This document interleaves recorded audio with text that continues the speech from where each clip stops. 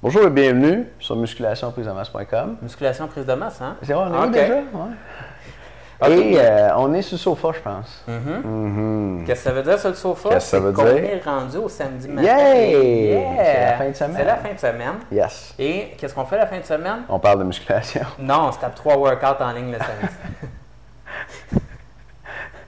Peut-être pas. Non, on se repose. Ouais. Puis on écoute musculationprisemasse.com parce qu'aujourd'hui, on a un exercice à vous montrer. Puis Étienne, il a été filmé ça au gym pour vous autres. Puis qu'est-ce qu'il y a dans cette vidéo-là, Étienne? Oui, c'est pas vraiment un exercice, c'est plus comme une façon d'organiser vos entraînements, de réorganiser vos entraînements. Je me rappelle, là. Tu t'en rappelles, hein? Oui, je me rappelle. Pour faire plus de cardio sans perdre de temps là-dessus, puis brûler bien du gras en vous entraînant les biceps.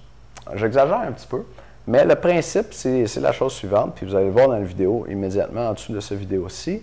Le principe, c'est d'utiliser vos temps de repos pour faire des intervalles de cardio. Puis, mine de rien, si vous avez un entraînement de 20 séries, bien, vous pouvez faire 20 intervalles. Je pense que c'est 20 intervalles, la bonne liaison. Ah ouais, ça? Oui, 20 intervalles. Fait que Martin fait 20 intervalles, Tintin fait 20 intervalles. OK, donc 20 intervalles dans votre entraînement. Combien de T dans la phase suivante? OK, c'est samedi, écoutez. Fait que vous pouvez faire des intervalles, 20 intervalles pendant votre temps de repos. Et donc, brûler pas mal de gras pendant un entraînement de musculation, même pour le haut du corps, tu sais. Donc, au lieu de faire votre cardio avant ou après, puis de prendre 20 minutes, 30 minutes, 40 minutes de plus pour faire ça, vous le faites pendant votre entraînement. Puis, vous brûlez plein de gras avec vos 20 intervalles. Parce que des fois, on se fait poser la question, est-ce que je fais mon cardio avant, après? Mais écoutez, une autre façon de le faire, c'est de le faire pendant. C'est de le faire pendant. Puis, souvent, on se pose la question aussi, qu'est-ce que je fais? Parce qu'on prend beaucoup les entraînements par intervalle. Qu'est-ce que je fais pendant mes minutes de repos? Puis, il me semble que je trouve ça long, je ne suis pas sur le tapis. Qu'est-ce que je fais? Grosso modo, vous pouvez aller faire de la musculation. Vous n'aurez pas le succès complet de si vous prenez des pauses complètes en musculation.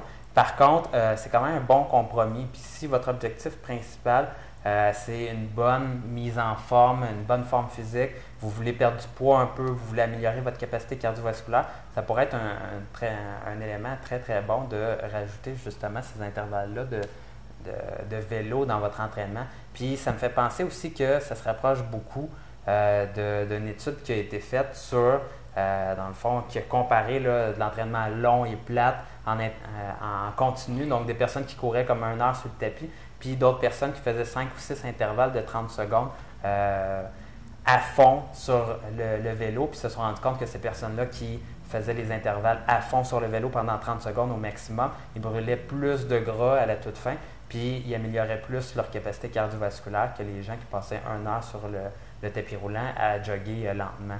Donc, je pense que c'est une bonne façon de rentrer son vélo à l'intérieur de la séance. Puis, à ton avis, donc, faire ces intervalles-là, ça va nuire un petit peu à la progression en musculation? Bien, ça dépend, dans le fond, de comment tu es placé dans ton programme d'entraînement. Puis, je vois un petit peu où ce que tu veux en venir. Ça dépend à quel point que... C'est bon, parce que moi, je le vois pas, mais c'est cool. OK, c'est bon, mais... OK, c'est bon. Si tu rajoutes plusieurs périodes comme ça cardiovasculaires, puis que ça te fait un volume supplémentaire dans ton entraînement, c'est sûr que tes exercices à la fin de ta séance, tu vas être fatigué un peu. Ouais, mais c'est sûr aussi que tu ne fais pas comme une série de bench press, tu fais ton vélo, puis après ça, tu refais une série de bench press. Si ton but, c'est vraiment de l'hypertrophie, tu fais tout ton bench press, par exemple, tu fais tous tes pectoraux, puis après ça, tu prends une pause, tu fais ton vélo, tu prends une bonne pause, puis après ça, tu t'en vas faire, par exemple, le haut de ton dos. Puis tu fais ton vélo, après ça, tu t'en vas faire tes épaules, tu fais ton vélo. Tu peux faire ça entre tes groupes musculaires, puis là, à ce moment-là, ça ne brisera pas vraiment ton programme d'entraînement. Non, c'est vrai. Ça, c'est intéressant. Puis tu vas te retrouver juste avec peut-être 4, 5 ou 6 intervalles, mais ça ne nuit pas à ta récupération pendant les exercices de muscu.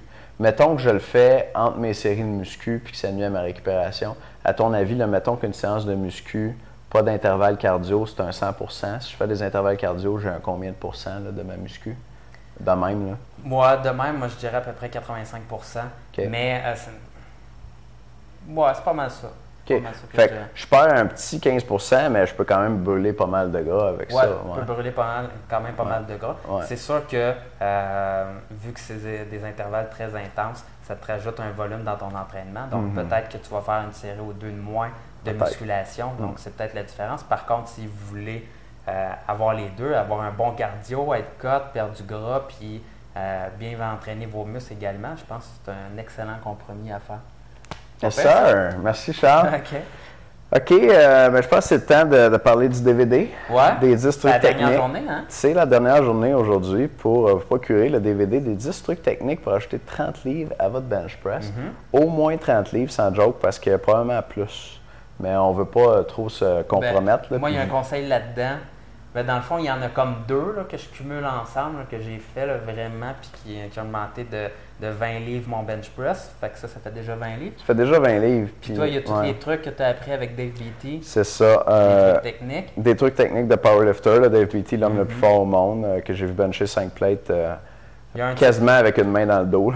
Puis, il y a un de ces trucs-là, moi, technique, que je faisais déjà, puis qui avait rajouté un bon 5 livres à mon bench press. Là. Super simple à faire. Puis, il y en a un, moi, qui m'a permis d'ajouter 15 livres puis une rep à mes séries au bench. Fait qu'on arrive rapidement à 30 livres, probablement à plus, mais on ne veut pas vous promettre mers et mondes. Quelle belle expression, mers et mondes. On ne veut pas vous promettre trop, puis que vous ne soyez pas satisfait. On vous dit 30 livres, mais sans blague, c'est réaliste. Et vous pouvez procurer ce DVD-là aujourd'hui, c'est la dernière journée, pour 49,95 $. Ça passe à 99 à partir de demain.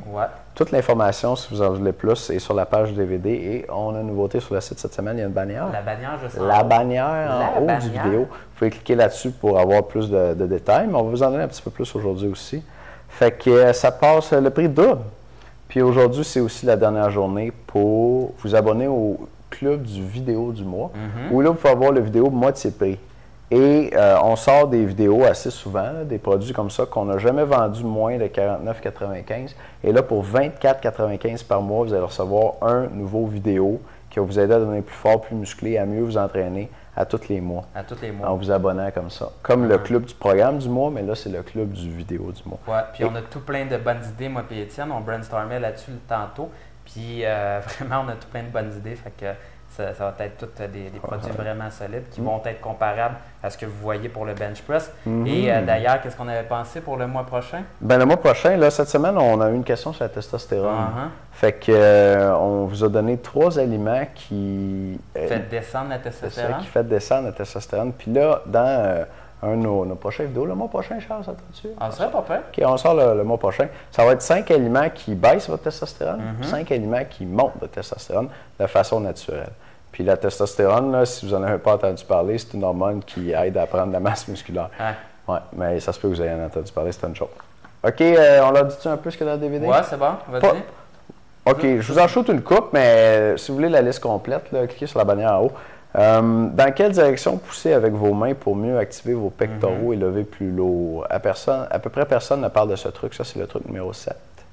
Une technique pour activer votre système nerveux et augmenter votre force. Cette technique était particulièrement populaire chez les hommes forts soviétiques du temps où ils gagnaient tous les Jeux olympiques. Ça, c'était en URSS. Hein, la bonne vieille époque en URSS. Et ouais, je ne peux plus y aller à ce temps, ça n'existe plus. Comment placer vos épaules pour réduire votre amplitude de mouvement et lever plus lourd au bench press? Je ne l'ai pas lu, ça. Non? Je suis tout mélangé. Cette position épargne le devant de vos épaules à la fin du mouvement et vous permet de concentrer votre énergie sur la portion du mouvement la plus dure pour vous. Parce que vous placez vos épaules bien, puis ils ne travaillent pas pendant une autre portion du mouvement. Une façon intelligente de vous servir d'un outil populaire qui est souvent mal utilisé au gym pour mieux stabiliser votre barre au bench press, contrôler la charge et la remonter plus facilement. Comment placer votre torse et votre dos pour avoir le meilleur angle possible pour pousser plus lourd sur le bench. OK, un petit dernier. Un truc psychologique que les maîtres d'arts martiaux utilisent pour casser des briques avec leur tête et qui va vous aider à transformer votre énergie vitale en élan pour remonter la barre. Ben, je pense que ça on finit sur une note poétique aujourd'hui. Puis on a d'autres en plus des points comme ça. Dans le fond, il y en a 10. Il y en a 10, c'est les 10 trucs. On a été tourner ça au gym, puis on était en feu quand on l'a fait. Donc, allez voir ça. Puis d'ailleurs, il y a un petit vidéo là, de base. Là, ça ressemble à quoi ça? Oui, c'est un. Je veux pas dire trailer, là. C'est une bande-annonce. Ouais. Hein? Avant, on n'utilise jamais ce terme-là. Les trailers de films en français, c'est bande-annonce, non? OK, bande-annonce. Allez voir notre bande-annonce, c'était cœur. On va la mettre en dessous de vidéo aujourd'hui aussi. OK. Vraiment, on a engagé un monteur professionnel pour monter la vidéo. Puis, parce qu'au gym, on fait plusieurs prises.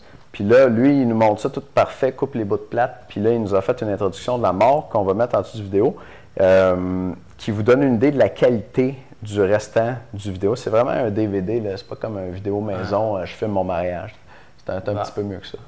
Mais si tu veux filmer mon mariage, c'est correct, là. Puis un petit insight comme ça qui me vient en tête, si vous voyez, dans le fond, c'est vous prenez possession des 10 trucs techniques pour augmenter de 30 livres votre bench press. Il y a une petite section bloopers à la fin, puis il y a une de ces vidéos-là qui me fait particulièrement rire. Lequel? Au gym. Ouais. Celui quand il y a quelqu'un qui passe devant la caméra. Passe devant la caméra. On est en train de si vous avez la chance d'aller voir ça. Ça fait genre 2 minutes je parle, là, je suis vraiment dedans, puis c'est notre meilleure prise, là, puis là, il y a quelqu'un qui passe devant la caméra. Fait qu'il faut commencer. Ça marche pas vraiment. En plus, tu as comme une grosse bédaine, puis un t-shirt, c'est parfait, on voit pas son visage, il va pas nous poursuivre. Là. Mais tu sais, c'est un gars à camisole bedonnant qui a un petit peu plus, puis il va nombril, là, c'est pas... Ça passait pas vraiment. On n'avait pas vu, on dirait, je sais pas pourquoi. Moi, il y en a des faux gym, mais on n'a pas pu garder la prise. Fait qu'il y a les bloopers dedans aussi. Fait que ça vous intéresse, la petite bannière en haut du vidéo pour aller chercher ça. Allez voir ça. Ou la bande-annonce, trailer en dessous du vidéo. Puis merci de nous écouter, on vous souhaite une super fin de semaine, puis on se voit lundi prochain. Salut tout le monde.